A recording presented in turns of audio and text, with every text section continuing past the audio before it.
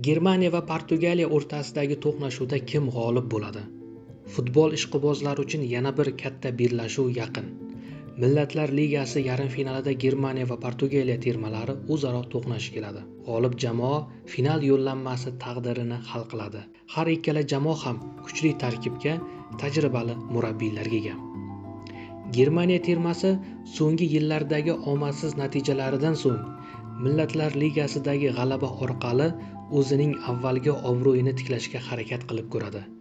Yangi avlod futbolchilari va tajribali murabbiy Julian Nagelsmann boshchiligidagi jamoa yana Yevropaning eng kuchlilari qatoridan joy olishni maqsad qilishgan. Portugaliya Millatlar Ligasi tarixida bir marta g'olib bo'lgan, 2019-yilda.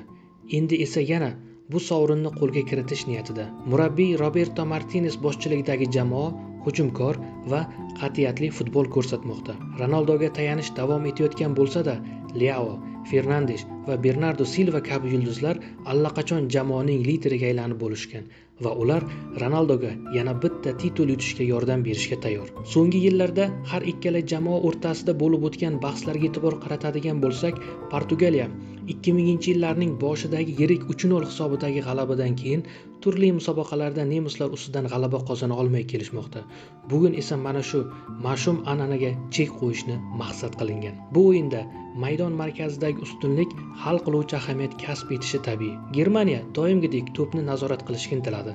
Portugaliya esa o'zining tez va xavfli qarshi hujumlariga tayanadi. Ma'lumot o'rnida, Germaniya va Portugaliya o'rtasidagi bellashuv 4-iyundan 5-iyunga o'tar kechasi Toshkent vaqti bilan soat 24:00 da start oladi.